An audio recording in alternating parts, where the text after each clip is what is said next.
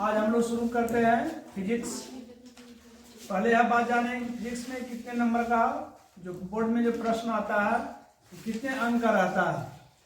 तो physics chemistry biology मिला करके कुल 80 अंक की परीक्षा होता है। इसमें 30 अंक का रहता है फिजिक्स और केमिस्ट्री और बाकी 20 नंबर का रहता है बायोलॉजी। तो जो 30 अंक आता है उसमें कितने नंबर का प्रैक्टिकल होता है? 20 नंबर का प्रैक्टिकल होता है 100 नंबर में। तो हम लोग जो परीक्षा होगा बोर्ड में कितने नंबर का? 80 नंबर का होगा। उसमें 3 किताब पढ़ना पड़ेगा, फिजिक्स है, केमिस्ट्री है और बायोलॉजी है। तो आज हम लोग जो भी फिजिक्स का चैप्टर है लगभग 1-1.5 घंटा क्लास में जितना होगा जितना संभव है उसको आज हम लोग कवर करेंगे। सबसे पहला चैप्टर है फिजिक्स का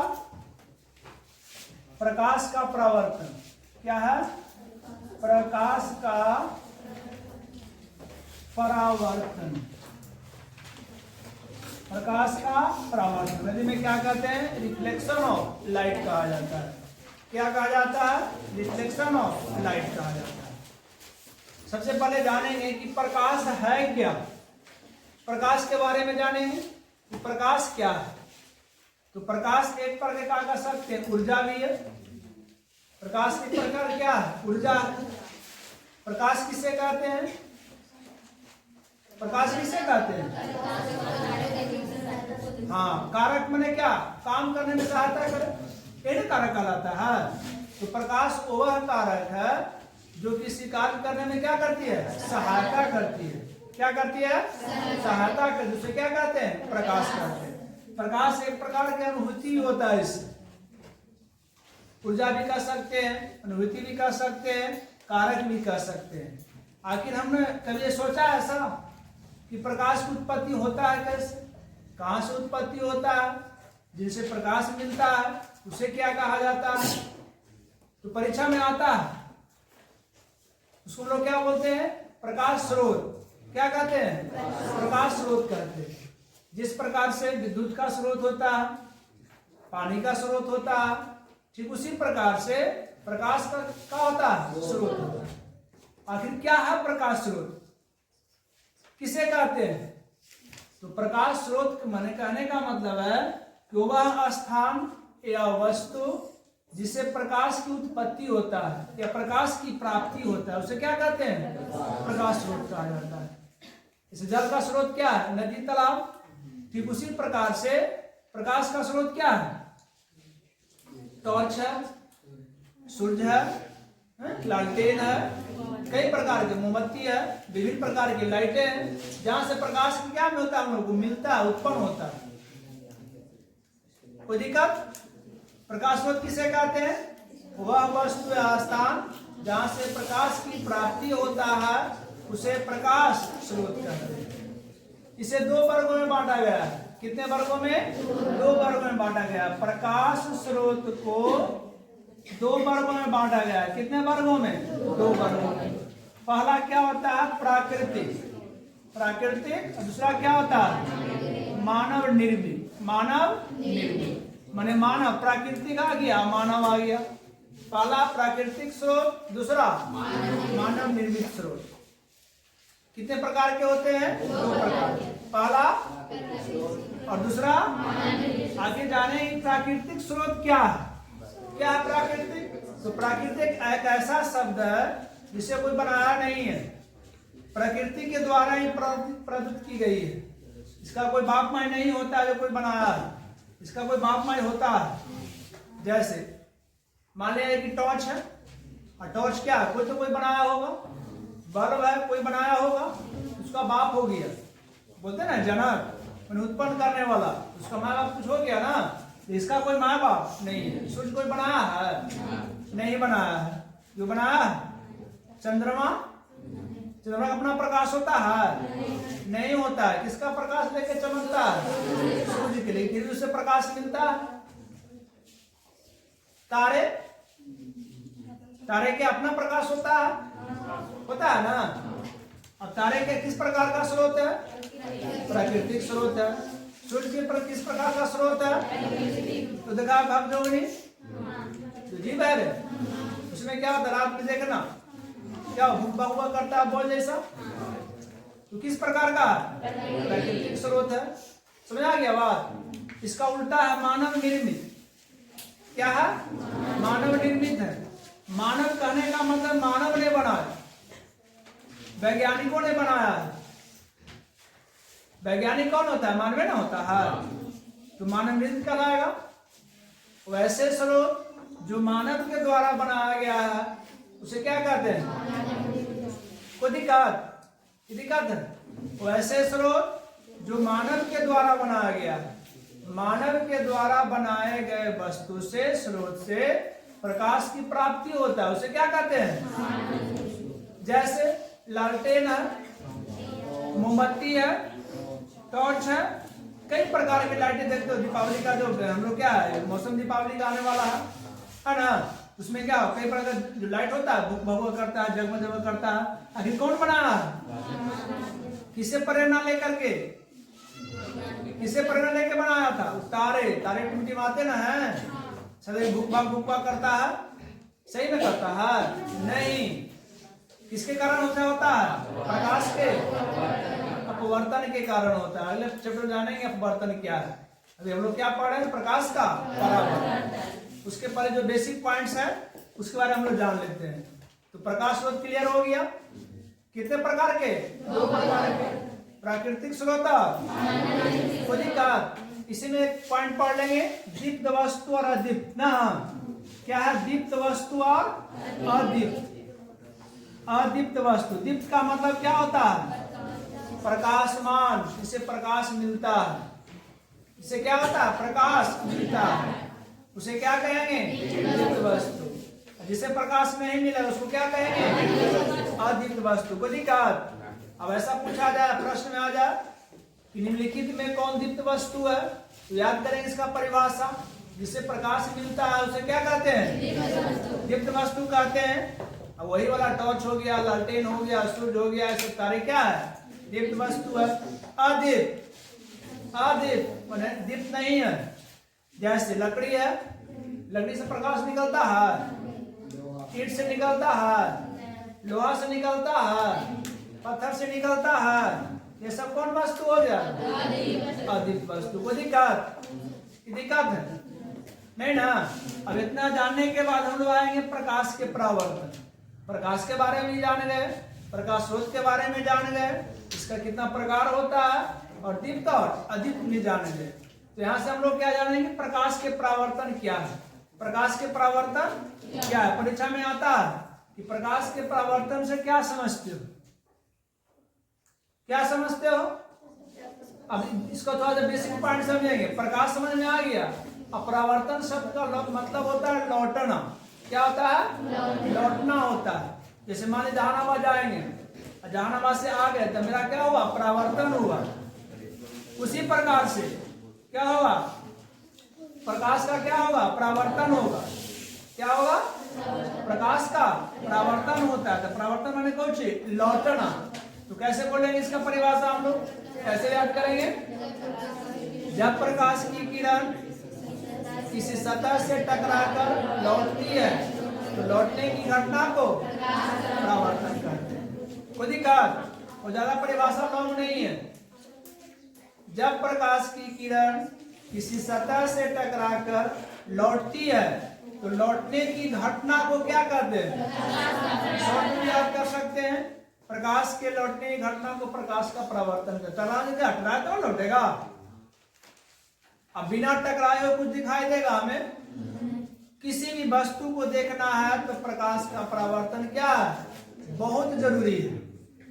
जैसे मान लिया जाए रूम अंधेरा है, इसमें किसी वस्तु को देखना है।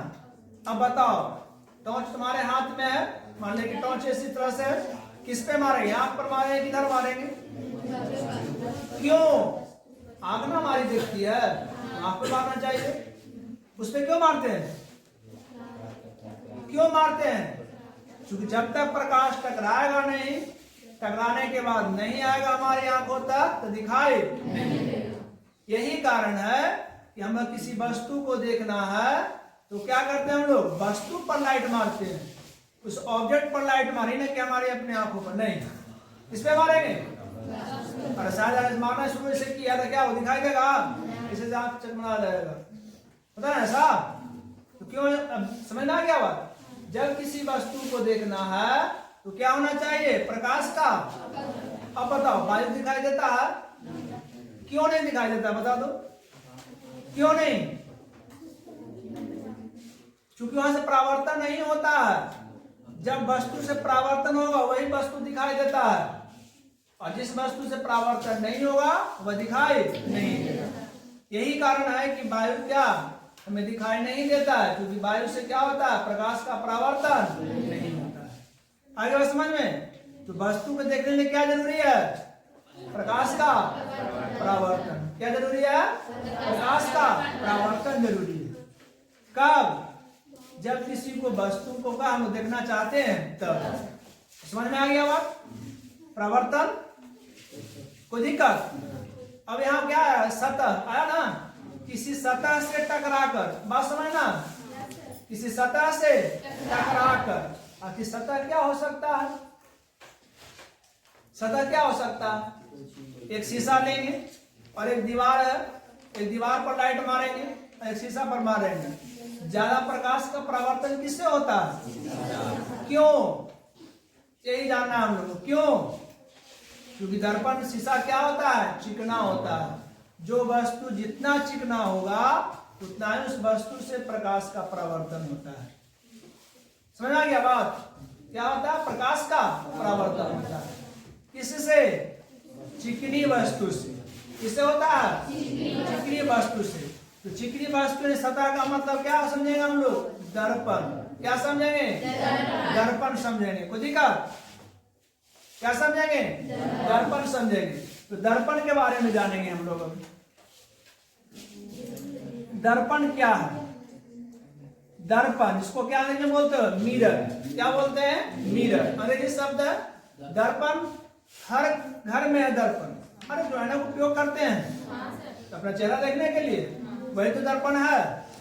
तो दर्पण क्या, वही चिकनी सतह है। दर्पण का परिभाषा याद करो, वैसे चिकनी सतह जिससे प्रकाश का पूर्ण परावर्तन होता है उसे क्या कहते हैं। अब अंधेरा में मान लिया कि बाल को क्या करना है, सजाना है, तो बताओ अंधेरा में दिखाई देगा चेहरा। अब तुम्हारे हाथ में टॉर्च है, टॉर्च कहाँ मारोगे, उस दर्पण पर कि चेहरा पर, दर्पण पर, किस पे मारोगे, ध्यान से समझना, किस पे मारोगे, ऐसे आने लो अंधेरा में और देखना है अंधेरा पूरा, इधर मारो, इधर मारोगे, इधर मारोगे। घर पे जाके देखना किस तरह से कहा, रात में करके देखना, और इस पे मारोगे ना, अरे सुनो क्या, दर्पण पर मारोगे लाइट को तो क्या वहां से रिफ्लेक्शन होगा, यहाँ आ जाएगा पूरा लाइट जो होगा, कहाँ जाएगा, हमारे यहाँ तलाक चमड़ा से हो जाएगा। ऐसे मारोगे तो दिखाई देगा,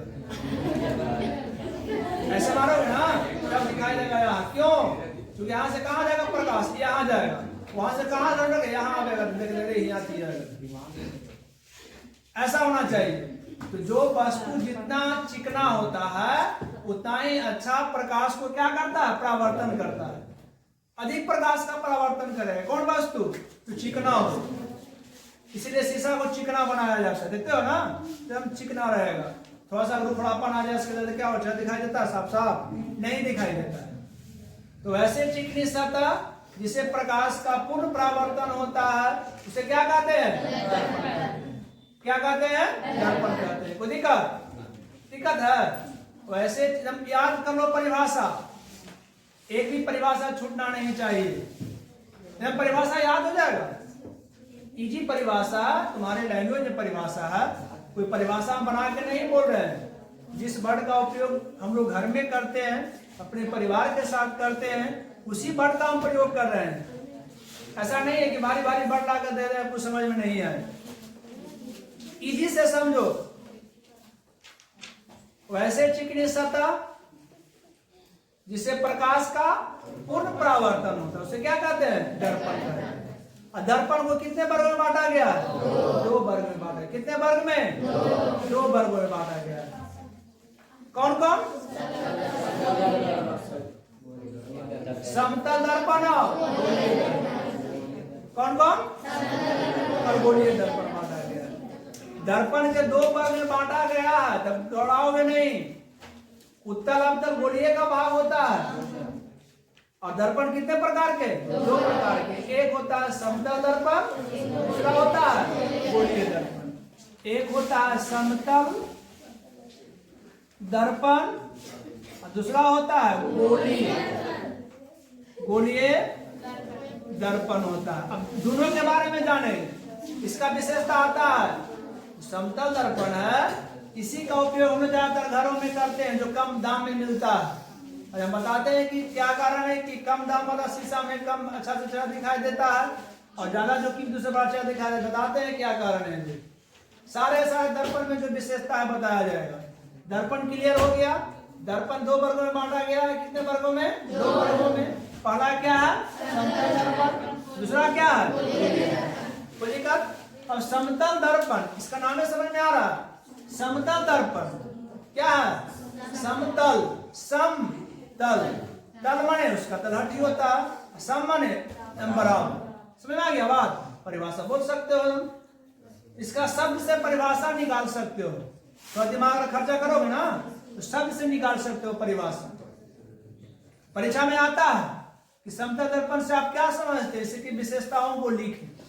क्या आएगा परीक्षा में समतल दर्पण के बारे में? तो एक एक पॉइंट इसके बारे में जानेंगे हमने। समतल दर्पण किसे कहते हैं? वैसे दर्पण जिसकी क्या है? प्रवर्तक सतह। प्रवर्तक माने लौटाने वाला, प्रवर्तक माने लौटाने वाला। जैसे ये क्या है, मान लो समतल दर्पण है, सब क्या है? समतल है, इसको ऐसे कर दिया जाए। समतल है, गड्ढा हो गया, क्या हो गया? गड्ढा हो गया। इसको ऐसे कर देंगे, क्या हो गया? उबड़ा हो गया ना। ये सब आएगा काम।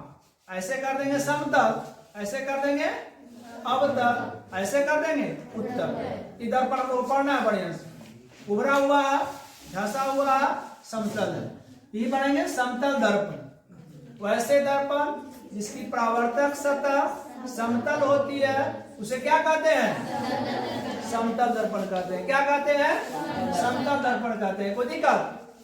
दिक्कत है नहीं ना? तो इसकी विशेषताएं, विशेषताएं या गुण जिसको बोला जाता है, विशेषता या गुण क्या होता है, यही परीक्षा में आता है कि समतल दर्पण की विशेषताएं क्या है या इनके गुण को लिखें। तो याद करो, सारे के सारे तुम्हारे जो घर में ऐनक बोलते हो ना, अपने भाषा में ऐनक या शीशा बोलते हो, हम लोग क्या बोलेंगे? दर्पण बोलेंगे, शुद्ध भाषा में बोलेंगे। तो ऐनक कोई भाषा नहीं है, अपना भाषा है, लेकिन शुद्ध में क्या है? दर्पण है। दर्पण जाके रखना, घर पे देखना, रख करके सब बात तुम लोग को समझ में आ जाएगा, प्रैक्टिकली आएगा जो हम बताएंगे। कि दर्पण मान लिया जाए, ठीक है। इसका विशेषता क्या है कि वस्तु की दूरी या प्रतिबिंब की दूरी क्या होती है? बराबर होती है। क्या होती है? बराबर होती है। जितना दूरी पर अपना चेहरा के रखोगे इतना ही दूरी पर बनेगा। मतलब इसका दूरी और इसका दूरी क्या होगा? बराबर। दूसरी बात क्या है कि जो प्रतिबिंब बनता है वो आभासी होता है, पकड़ नहीं सकते, पकड़ ना सकते हो। पकड़ोगे इसे? नहीं पकड़ोगे, आभासी हो जाएगा। पहला, वस्तु की दूरी प्रतिबिंब की दूरी क्या होती है? बराबर। प्रतिबिंब कैसा होता है? आभासी। कैसा होता है? उल्टा कि सीधा? सीधा होता है। ऐसा देखता है कि मुड़ी ऐसे तो मुड़ी पर से बन जाता है, इसे देखते हो? नहीं। कैसा उल्टा होता है? पार्श्व रूप से उल्टा होता है। ऐसे रहेगा ना, इसे ऐनक में देख रहे हो तो क्या ऐसे अगर मान हिया लगा ले कुछ दाग, ऐनक में देखो तो हिया ऐसे से करेगा, देखा ना? करके देखना, लगा ले हिया, हिया ऐसे करेगा। बाल ध्यान देने का मैं बाल लगा ना लगता है। तो जो ऐसे रहेगा ना, ऐसे वो क्या बनेगा? उल्टा बनेगा। क्या बनेगा? उल्टा बनेगा। और ऐसे जो रहेगा नहीं, क्या बनेगा? सीधा बनेगा। तो प्रतिबिंब का जो कैसा बनता है इसमें? पार्श्विक रूप से क्या होता है? उल्टा होता है। अब बताओ, जो प्रतिबिंब बना दर्पण के पीछे के आगे, पीछे बना, इसका विशेषता हो गया। हो गया पांच विशेषता। यही हम लोग परीक्षा में लिखेंगे। समतल दर्पण से संबंधित जितने भी प्रश्न आएगा उसको कंप्लीट कर लोटी में डाल सकता है कि समतल दर्पण द्वारा बना प्रतिबिंब पार्श्विक रूप से होता है सीधा, उल्टा, दोनों, कोई नहीं। कौन होगा? उल्टा होगा। ऐसे क्या होता है? सीधा। जहां से पूछे जहां से हम लोग बना सकते हैं, कोई दिक्कत नहीं ना। हम आते हैं गोलीय दर्पण में। नाम है क्या इसका? गोलीय, तो गोले होगा। नाम इसका क्या है? गोलीय, तो गोले ना होगा ये। वैसे दर्पण ये क्या होता है? गोलीय होता है, गोलाकार होता है। इसे क्या कहते हैं हम लोग? गोलीय दर्पण कहते हैं। कितने प्रकार के? कैसे? 2 प्रकार के होता है। की बात समझेंगे हम लोग फिगर के माध्यम से। इस तरह से गोलीय दर्पण है ना, और इसको 2 भाग में बांट देंगे। बांट 2 भाग में, और इस तरह से इसका इस तरह से है। यहाँ पे क्या मान इसे बांट देते हैं। जहां बांटेंगे ना मध्य बिंदु रहेगा, उसको क्या कहेंगे हम लोग? पी कहते हैं, ध्रुव कहते हैं। पी का मतलब पोल, उसको क्या कहते हैं? ध्रुव कहते हैं। ठीक है, माने कि मध्य बिंदु है। ठीक है, और ये क्या है? यार हो जाएगा, होगा ना यहाँ से। मध्य बिंदु क्या, जहां से हम लोग बांटेंगे, 2 भाग में बांटे जा। इसको देखो बांटते हैं, जब कलाई करल है, इन्हें कलाई करल है, समझना ध्यान से। इस से कलाई करल है, और इधर कलाई कर रहेगा, रंगा हुआ दर्पण में। अब देखो ये 2 भाग में बांट दी, इसको अलग कर ली, 2 भाग बट गया। देखो ये ना बटा, तो देखो ये जो तुम्हारा क्या हो गया? पोल। इसको क्या कहते हैं? ध्रुव कहते हैं। ये भी क्या होगा? ध्रुव होगा। ये क्या होगा? प्रधान अक्ष। ये क्या होगा? प्रधान अक्ष होगा। ठीक है, हम बताएंगे एक एक करके बारे में सारे पॉइंट। प्रधान अक्ष किसे कहते हैं? फोकस किसे कहते हैं? ध्रुव किसे कहते हैं? वक्रता त्रिज्या किसे कहते हैं? वक्रता केंद्र किसे कहते हैं? सारे पॉइंट पर एक करके चर्चा करेंगे। फिलहाल समझ में आ गया कि 2 भाग में बांट दिए। अब जिसमें कुछ डिफरेंस दिखाई दे रहा है, इसका जो उभरा हुआ भाग है ना, उभरा हुआ भाग है, ये क्या हुआ है? धंसा हुआ भाग है। तभी बताया, तो उभरा हुआ भाग को कौन दर्पण? उत्तल दर्पण। और इसको क्या कहेंगे? अवतल दर्पण। क्या कहेंगे? अवतल दर्पण कहेंगे। कोई दिक्कत? क्या कहेंगे? अवतल दर्पण। उत्तल दर्पण किसे कहते हैं? अवतल दर्पण किसे कहते हैं? ना अभी कि परावर्तक सतह हो गया, तो परावर्तक क्या उभरा हुआ है? तो उत्तल दर्पण। धंसा हुआ है, अवतल दर्पण। कोई दिक्कत? वैसे दर्पण जिसकी परावर्तक सतह उभरा हुआ होता है, उसे उत्तल दर्पण कहते हैं। और वैसे दर्पण जिसकी परावर्तक सतह धंसा हुआ होता है, उसे क्या कहते हैं? अवतल दर्पण। क्या कहते हैं? अवतल दर्पण कहते हैं। कोई दिक्कत नहीं ना। दर्पण के मध्य बिंदु को ध्रुव कहते हैं। दर्पण के मध्य बिंदु को ध्रुव कहते हैं। इसमें दर्पण क्या मध्य बिंदु ध्रुव हो जाएगा, ध्रुव हो जाएगा। इसको किससे सूचा जाता है? पी से। क्यों पी से? क्योंकि पोल, पोल का क्या पहला अक्षर? पी है, इसीलिए पी से करते हैं। कोई दिक्कत नहीं ना। अब उत्तल दर्पण और अवतल दर्पण के बारे में जानेंगे। जैसे उत्तल दर्पण है, यही क्या है? अवतल दर्पण। तो उत्तल दर्पण किसे कर समझ में आ गया बात ना? कोई दिक्कत है? वैसे दर्पण इसकी परावर्तक सतह, उसे क्या कहते हैं? उत्तल दर्पण। कोई दिक्कत? अभी एक नया बताया था, प्रतिबिंब, याद है? प्रतिबिंब, इसके बारे में चर्चा कर लेंगे हम लोग। तब जानेंगे कि उत्तल दर्पण में कैसा प्रतिबिंब बनता है, अवतल दर्पण में कैसा प्रतिबिंब बनता है। क्योंकि आता है प्रतिबिंब किसे कहते हैं, ये कितने प्रकार के होते हैं, प्रतिबिंब कितने प्रकार के होते हैं, किसे, इसके बारे में जानो। प्रतिबिंब, प्रति का मतलब जैसे मान लिया कि हम है या कोई व्यक्ति है, जस्ट लाइक इसको एक पेन है, ठीक है, इसका लाइट बनेगा, इसके जैसा बने तब क्या कहलाएगा? वो प्रतिबिंब कहलाएगा। बिंब का मतलब बनना, प्रति के मतलब समान, मैंने समान आकार में बने। क्या है? समान आकार में बने, इसको क्या कहते हैं? प्रतिबिंब कहते हैं। क्या कहते हैं? आखिर किसका प्रतिबिंब बनेगा? किसी वस्तु का बनेगा, वस्तु ना प्रतिबिंब बनेगा।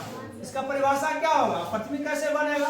जो दर्पण से टकराएगा, लौटेगा, जहां मिलेगा, मिलते हुए प्रतीत होता ना बनेगा। जहां मिलेगा सही रूप से तो कौन प्रतिबिंब? वास्तविक प्रतिबिंब। जहां मिलता हुआ प्रतीत होगा, आभासी है, मिल जाएगा, तो क्या कहलाएगा? आभासी प्रतिबिंब। तो प्रतिबिंब किसे कहते हैं? जब प्रकाश की किरण इस सतह से टकराकर जिस बिंदु पर मिलती है वास्तविक से मिलती है या मिलती हुई प्रतीत होती, उसे क्या कहते हैं? प्रतिबिंब कहते हैं। दोनों इसमें आए। फिर से एक बार समझेंगे।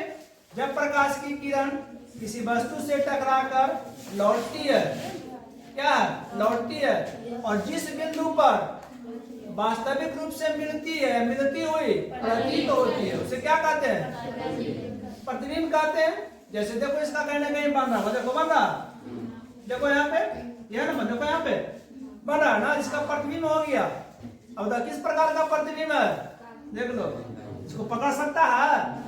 नहीं। छू सकता है? नहीं। तो कैसा प्रतिबिंब होगा?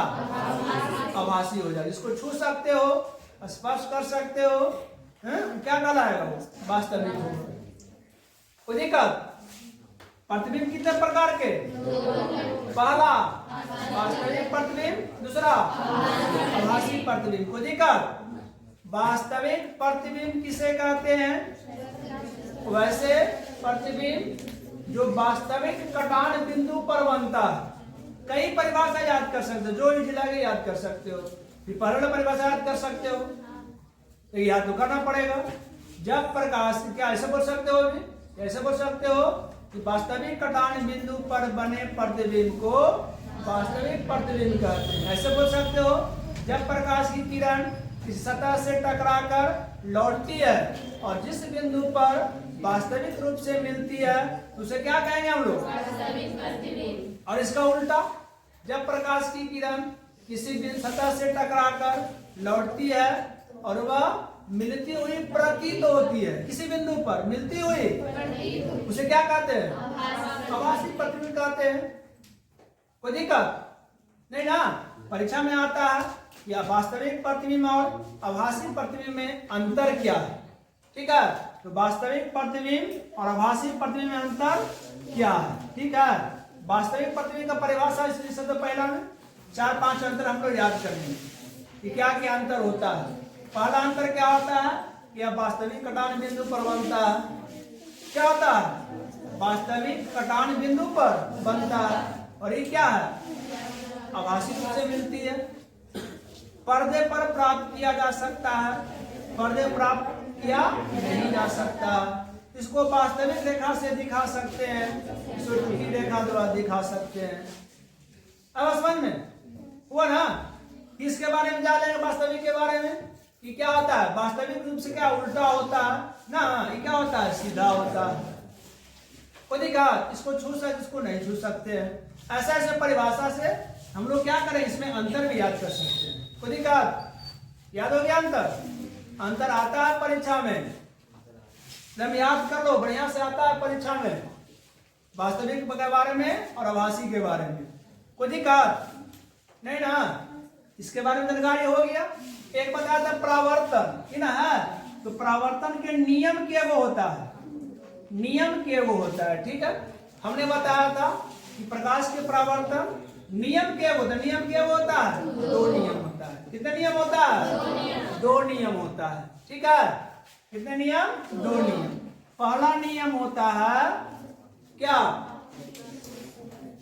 आपतित किरण, परावर्तित किरण एवं आपतन बिंदु पर खींचे गए विलंब तीनों एक ही सतह में, तीनों एक ही सतह में। कैसे?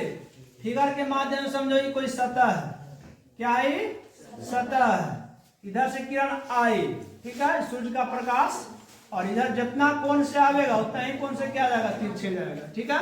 इस तरह से, इस तरह से, और बीच में ही लंब है।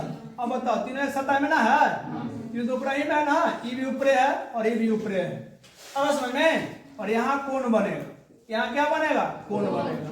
ये कोण को नाम है आपतन कोण। ये क्या है? आपतन कोण है। और ये क्या है? परावर्तन, परावर्तन कोण है, ठीक है? और ये क्या है? आपतन बिंदु है। और ये क्या है? अभिलंब है। यही बात समझना है। इसे 2 नियम लोग निकालेंगे। पहला क्या नियम बोले?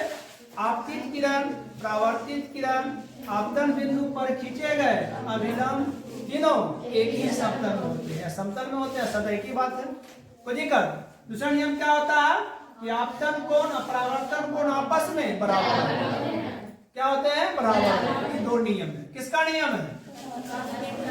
प्रकाश के परावर्तन के नियम। कितने नियम? दो नियम। कौन कौन? पहला आपतित किरण, परावर्तित किरण, आपतन बिंदु पर खींचे गए विलंब, तीनों एक ही सतह में होते हैं, समतल में होते हैं। दूसरा क्या? परावर्तन कोण और आपतन कोण, या आपतन कोण परावर्तन कोण आपस में। इसका नियम हो गया। दो नियम। कोई दिक्कत नहीं ना?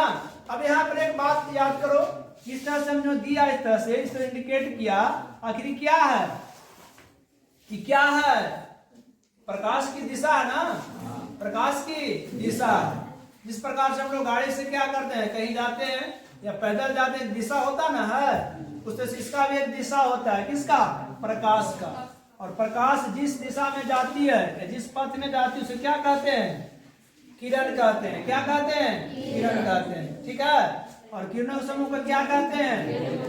किरण पुंज कहते हैं। क्या कहते हैं? किरण पुंज कहते हैं। किरणों के समूह को किरण, और किरण किसे कहते हैं? प्रकाश की चलने की पथ को किरण कहते हैं। किरण पुंज कितने प्रकार के होते हैं? 3 प्रकार के। कितने प्रकार के? पहला अभिसारी किरण पुंज, दूसरा अपसारी किरण पुंज, तीसरा समांतर किरण। नाम में से समझ, अभिसारी या अपसारी बोलते ना कि अभियाव। इसमें लोग क्या करते हैं, बच्चे को सारा मिस यहाँ पे करते हैं। अभी मैंने क्या फैलने वाला है, अभी मैंने अभी आओ मैंने जमा हो जाओ ना, अभी आप जमा हो जाओ। अभी का मतलब क्या हुआ है? एक बिंदु पर आ रही है। क्या? एक बिंदु पर आ रही है। वैसे किरण पुंज जो एक बिंदु पर जमा होती है उसे क्या कहते हैं? अभिसारी। जैसे मान लिया जाए इस तरह से है, इधर से किरण आ रही है, इधर से किरण आ रही है, इधर से किरण जमा हो रही है ना, इसको क्या कहेंगे? अभिसारी। अगर खाली उल्टा कर देंगे, जो इंडिकेट इसको उल्टा कर देंगे, क्या हो जाएगा? अपसारी। अप का मतलब फैलना, अपसृत तरह से वैज्ञानिक भाषा में अपसृत। तो क्या होता है? फैलना। क्या होता है? फैलना। तो अपसारी किरण पुंज में क्या होता है? एक बिंदु से फैलती है। क्या? एक बिंदु से फैलती है। अपसारी में क्या? एक बिंदु से क्या होता है? अपसारी में चारों दिशा के बिंदु पर क्या होती है? जमा होती है। तो जमा होने वाली किरण पुंज को अपसारी किरण पुंज, और फैलने वाली किरण को अपसारी किरण पुंज।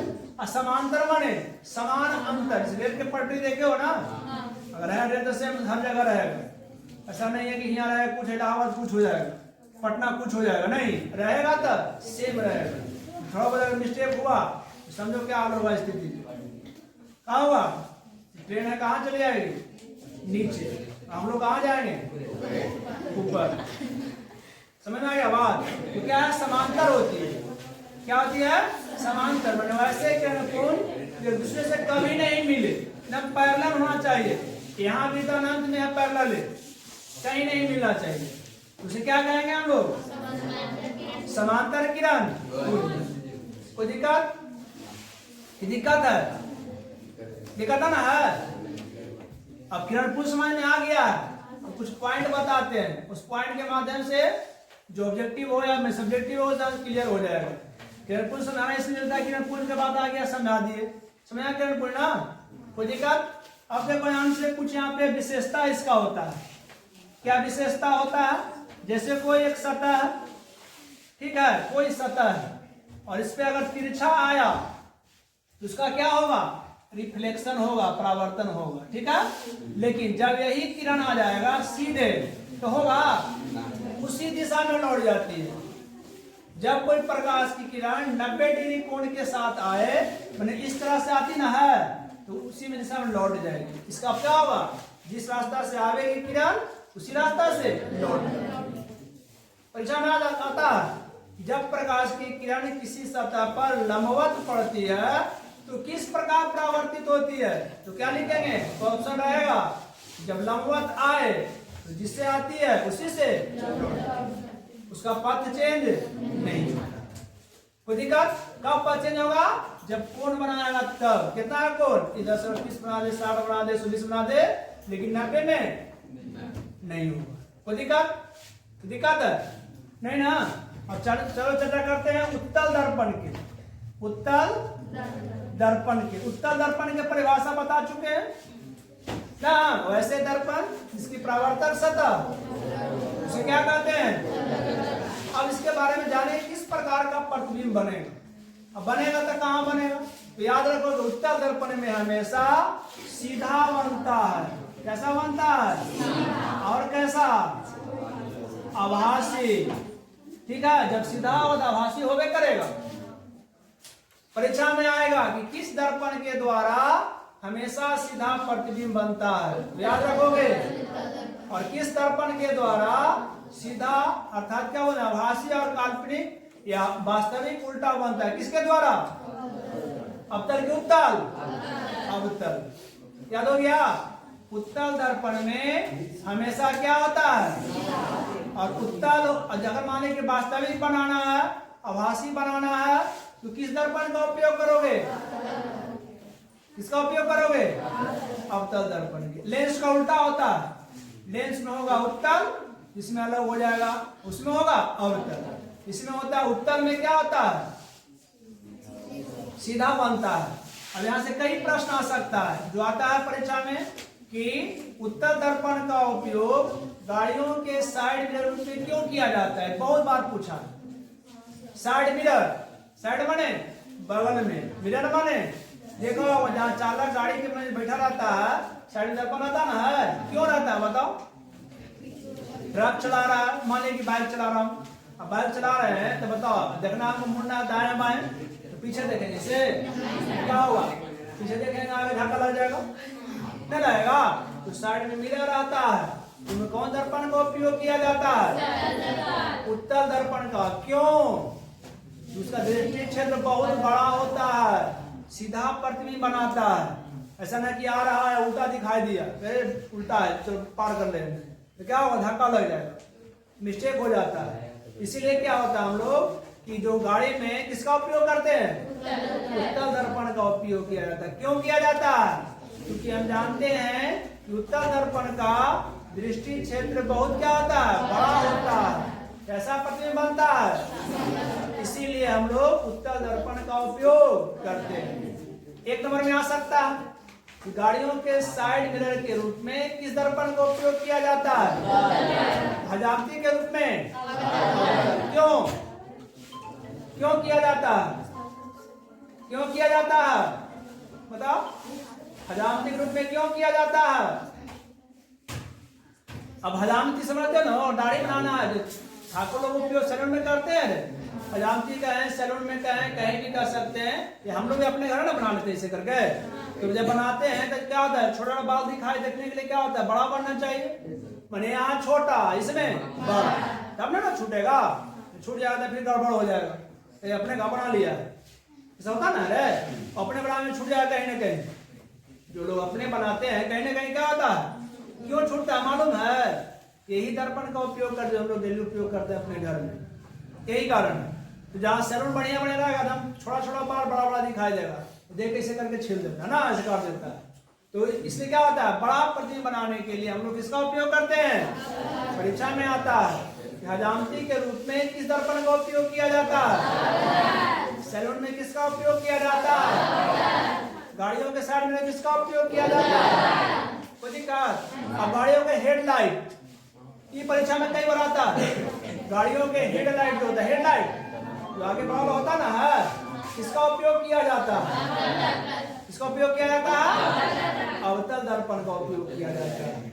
डॉक्टरी, जो डॉक्टर होते हैं किसका उपयोग करते हैं, अवतल दर्पण का। क्यों, अवतल दर्पण का उपयोग, अवतल दर्पण में क्या कहा जाता है, अभिसारी दर्पण कहा जाता है। अवतल दर्पण को ही अभिसारी दर्पण का है, कारण क्या है, मान लिया कि दर्पण है, वहां से उसका लाइट आ रहा है, यहाँ आगे, यहाँ आ गया, अब पीछे जो निकालेगा ना इधर से रे, तो एक बिंदु पर जमा करेगा। अब दांत से देख रहा है ऐसे करके, तो दांत में जो कीड़ा कब दिखाई देगा, बहुत लाइट रहेगा तब ना। यही कारण क्या है कि जो डॉक्टर लोग होते हैं किसका उपयोग करते हैं, अवतल। कान के डॉक्टर, नाक के डॉक्टर, दांत के डॉक्टर, आंख के डॉक्टर, कुछ ही का जो डॉक्टर होता है, जहां डॉक्टर से आवे दर्पण आवे तो कौन मारोगे, गाड़ी वाला कौन आवे तो मारेंगे कौन, केओ में खाली उत्तर लगाना। साइड जैसे कहा दिया किसका मारेंगे, उत्तर। आगे का है पीछे का है, उसमें कौन दर्पण होता है? अवतल होता है। कोई दिक्कत नहीं ना। सौर प्लेट में किसका उपयोग किया जाता है? अवतल दर्पण का। किसका उपयोग किया जाता है? सौर भट्ठी में किसका उपयोग किया जाता है? क्यों? इतना बड़ा क्षेत्र में रहेगा सौर प्लेट, सूर्य का प्रकाश इतना में ना आवेगा सीधे जमा करके तो गर्म हो जाएगा।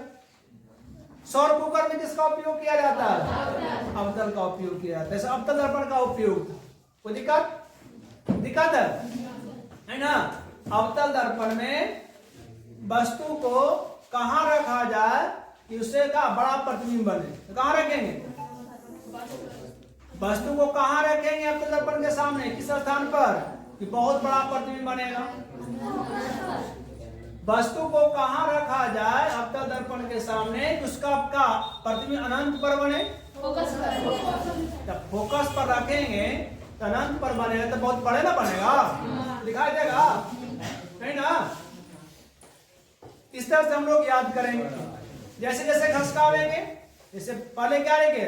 फोकस और दर्पण के बीच, फिर फोकस और क्या वक्ता केंद्र के बीच, फिर आगे चलेंगे तो क्या होगा? तुम्हारा जो प्रतिबिंब इस तरह से आगे घटते चल जाएगा। पहले क्या फोकस के पास रखे तो बहुत बड़ा बन गया, पता नहीं लगा, फिर आगे आया तो फिर इन्हें आ जाएगा। फोकस सारे केंद्र के कहाँ बनेगा? दर्पण केंद्र के बीच में बनता है, फोकस के बीच में बनता है ना। उस प्रकार से प्रतिबिंब बनता है। जिस प्रकार से जहां वस्तु को रखोगे उसी प्रकार से प्रतिबिंब बनेगा। कोई दिक्कत नहीं ना। यहां से परीक्षा में आता है अभी कि किस दर्पण को अपसारी दर्पण कहा जाता है? तो उत्तल दर्पण। किस दर्पण को अभिसारी दर्पण कहा जाता है? अवतल दर्पण। कोई दिक्कत? अवतल उत्तल दर्पण जितना सारे है, गोलीय दर्पण हो गया, समतल दर्पण हो गया, प्रकाश से जितने भी सारे जो है हम लोग आज क्लियर कर चुके हैं। फिर भी अगर कोई परेशानी है तो यहाँ से कई बार प्रश्न पूछता है, ठीक है, घुमा फिरा के पूछेगा, लेकिन पूछेगा याद रखोगे कैसे? दर्पण से पूछेगा घुमा के, किस दर्पण के द्वारा दोनों प्रकार का प्रतिबिंब, कौन सी आभासी और उल्टा, आभासी और उल्टा, तो किसके द्वारा? सिर्फ काल्पनिक किसके द्वारा बनेगा? तो उत्तल के द्वारा। कोई दिक्कत? प्रकाश के प्रावधान समझ में आ गया? कैसे कोई दिक्कत नहीं ना है?